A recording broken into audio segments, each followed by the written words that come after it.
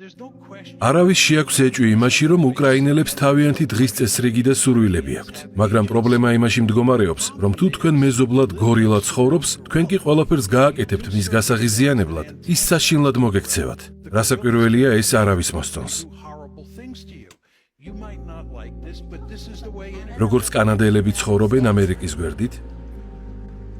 კანადელებმაც უნდა გაიაზრონ ეს. ამასთან დაკავშირებით მინდა გკითხოთ თითოეულ კანადელს, რომლებიც ახლა დარბაზში იმყოფებით. რა მოხდება თუ დაახლოებით 20 წელიწადში კანადა მოინდომებს ჩინეთთან სამხედრო ალიანსში შესვლას? რა მოხდება თუ კანადა ჩინეთს შესთავაზებს იქ ჩინური სამხედრო ნაწილების განლაგებას? როგორ მოიქცევა ამერიკის შეერთებული შტატები ამ შემთხვევაში? გარანტიას გაძლევთ, რომ ამერიკის შეერთებული შტატები ისევე მოეპყრობა კანადას, როგორც რუსეთი ეპყრობა უკრაინას.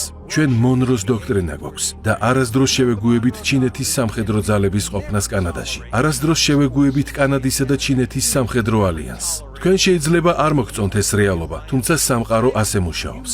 მე მჯერა, რომ კანადელები საკმარისად ჭკვიანები არიან იმისათვის, რათა მიხვდნენ, ჩინელებთან სამხედრო ალიანსში შესვლა ცუდი იდეაა. გამოიწერე და გაიგე ამბები ლიბერალური ცენზურის გარეშე.